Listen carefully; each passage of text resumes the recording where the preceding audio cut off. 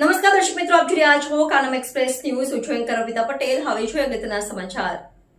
કમોસમી વરસાદથી આમોદ તાલુકાના નીનમ ગામના ખેડૂતોને ભારે નુકસાન, વળતર તથા ધિરાણ માફીની માંગ ઉઠી.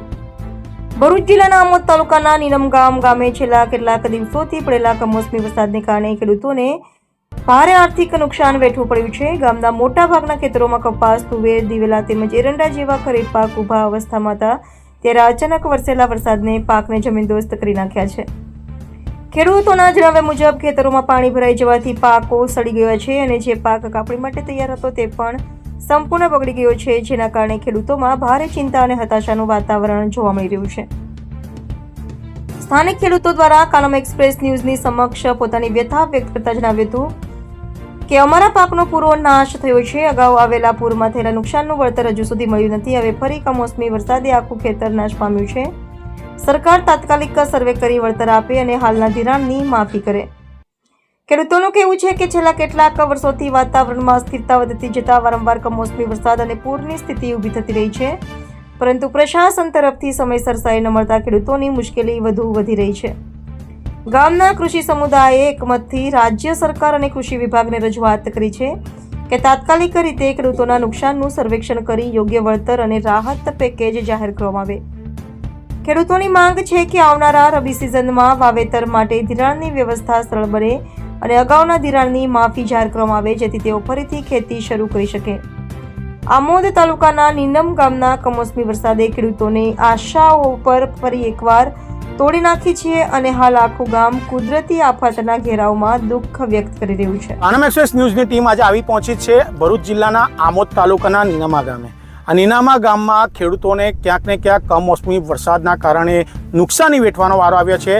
કેમેરામેનને કહીશ કે દ્રશ્ય બતાવે કે જે કપાસની ખેતી કરવામાં આવી છે, ક્યાંક ને ક્યાંક કમોસમી વરસાદના કારણે કપાસના ખેતરોમાં પણ પાણી ભરાયા હોય તેવી સ્થિતિ સર્જાઈ છે અને આ પાણી ભરાવાના કારણે ક્યાંક ને ક્યાંક નુકસાનીનો વેઠવાનો વારો આવ્યો છે. જગતનો ત્યાગ ચિંતિત થયો છે, ત્યારે જગતના તાજ સાથે આપણે વાર્તાલાપ કરવાનો પ્રયત્ન કરીશું કે કયા પ્રકારનું નુકસાન છે અને કયા પ્રકારનું નુકસાન થયું છે. ભાઈ, મારું નામ પટેલ પરેશભાઈ કરશનભાઈ, ગામ નીણમ, તાલુકો આંબોદ, જિલ્લો ભરૂચ. અમારા ઘણા સમયથી કમોસમી વરસાદ પડે છે, જેના કારણથી કપાસની મય ઘણું નુકસાન થયેલું છે, જેને અત્યારે કોઈ ટેકાના ભાવે પણ ખરીદવા તૈયાર નથી.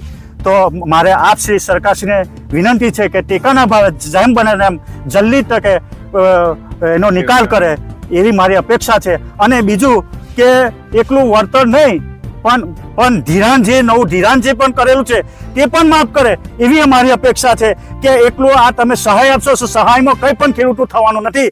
તો મારી એક અપેક્ષા છે કે જેમ બને તેમ દેવું માફ પણ કરવાની એક એ છે. બસ એ જ મારી એ છે. ધારાસભ્ય દ્વારા રજૂઆત કરવામાં આવી છે કે ખેડૂતોને નુકસાન થયું છે, એ બાબતે આપનું શું કહેવું છે? એ બાબત ધારાસભ્ય અત્યાર સુધી અમારું કોઈ સાંભળ્યું નથી અને સાંભળતા પણ નથી. આ બાબતે ધારાસભ્ય ડીકે સ્વામી દ્વારા લેખિતમાં કૃષિ મંત્રીને રજૂઆત કરવામાં આવી છે, એ બાબતે આપનું શું કહેવું છે? કૃષિ મંત્રીને રજૂઆત કરી છે પણ એનો કોઈ ઉકેલ આવ્યો નથી અત્યાર સુધી. જેમ જણાવ્યું કે ભાઈ હાલ જે સરકાર દ્વારા કૃષિમાં થયેલા કમોસમી વરસાદના કારણે નુકસાનને લઈને સર્વે કરવામાં આવી રહ્યો છે.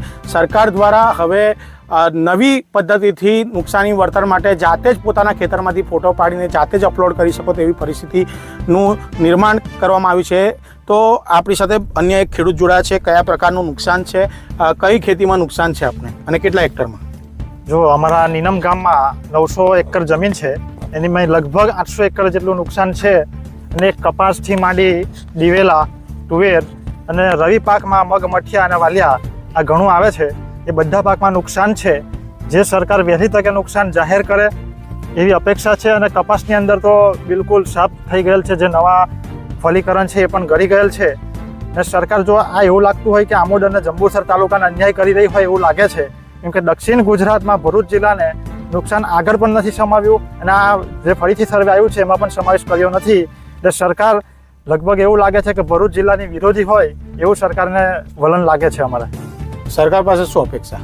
સરકાર પાસે એવી અપેક્ષા છે કે આ સહાય વહેલી તકે જાહેર કરો, જેટલું જાહેર કરો વહેલું એટલો નવો પાક ઊભો થાય.